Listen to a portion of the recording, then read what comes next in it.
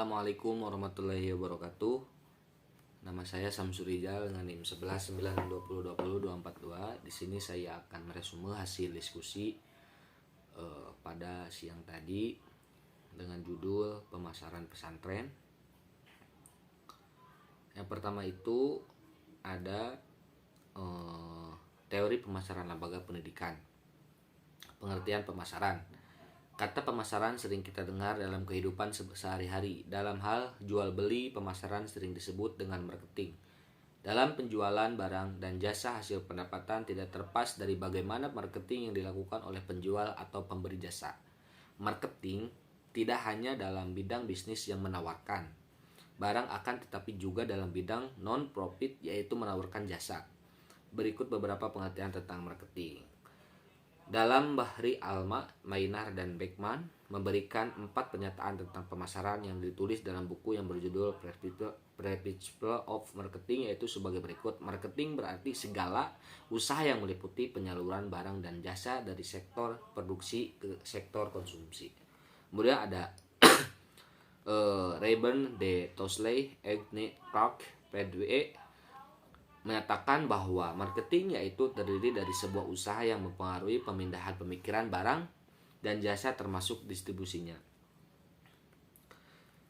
Pemasaran pendidikan di sini yang dimaksudkan dengan pemasaran pendidikan adalah usaha berbasis pemasaran jasa dan berbeda dari pemasaran berbasis barang. Dalam dunia pendidikan, pemasaran adalah tentang pengelola hubungan antara penyedia jasa pendidikan dan klien mereka. Pemasaran pendidikan mencakup berbagai bidang, mulai dari promosi hingga tahap melakukan bimbingan belajar. Konsumen dalam hal ini adalah peserta didik yang memiliki kebebasan dalam menentukan bimbingan belajar mana yang akan mereka pilih. Biaya bimbingan yang dipatok oleh bimbingan belajar atau lembaga pendidikan sekolah bergantung dari minat masyarakat untuk masuk dan memilih sekolah tersebut. Kemudian ada pelaksanaan pemasaran.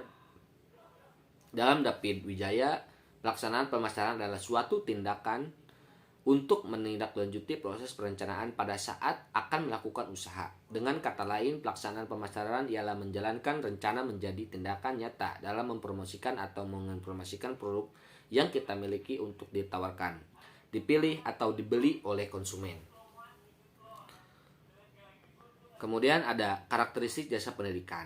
Yang pertama itu ada yang menjadi pembeda dari jasa dibandingkan dengan produk adalah jasa bersifat tidak terwujud dan tidak memiliki dampak perpindahan hak milik.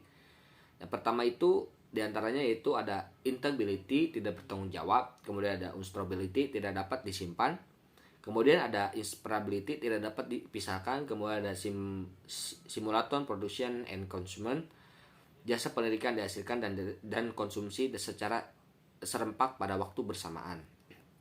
Kemudian ada variability, yaitu beraneka ragam. Kemudian ada perishability, tidak tahan lama. Kemudian ada ownership, yang terakhir yaitu kepemilikan. Kemudian ada pendekatan konsep marketing dalam jasa pendidikan. Terdapat beberapa tahap perkembangan konsep marketing yang digunakan sebagai pendekatan dalam jasa pendidikan. Di antaranya yaitu pendekatan konsep produksi. Konsep ini berpandangan bahwa lembaga membuat produksi sebanyak-banyaknya dengan prinsip efisiensi dan efektivitas produksi. Kemudian ada pendekatan konsep produk. Lembaga pendidikan selalu produsen pendidikan menghasilkan produk yang sangat baik, bermutu menurut selera produsen sendiri, bukan menurut kehendak konsumen. Kemudian ada pendekatan konsep penjualan. Nah, lembaga pendidikan jika ingin meningkatkan mutu pendidikan, memperbanyak konsumen agar tertarik dan supaya dikenal masyarakat luas adalah dengan jalan promosi secara besar-besaran dengan maksud bahwa lembaga pendidikan tersebut layak dijual dan masyarakat bisa dipengaruhi. Kemudian ada pendekatan konsep pemasaran. Pendekatan ini berartikan pada apa yang diinginkan oleh pelanggan dan kepuasan pelanggan. Pendekatan ini juga berorientasi jangka panjang yang menjadikan pelanggan pendidikan sebagai tujuan utamanya. Kemudian ada pemasaran pesantren di beberapa jenis pesantren. Yang pertama itu ada orientasi pada konsumen. Pada konsep pemasaran sebagai bagian dari manajemen pemasaran adalah hal yang menjadi prioritas utama saat menghasilkan sebuah produk bisnis.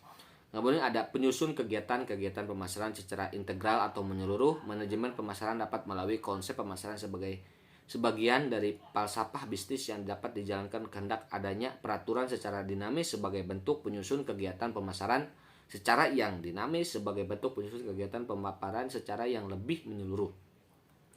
Kemudian yang terakhir ada kepuasan konsumen.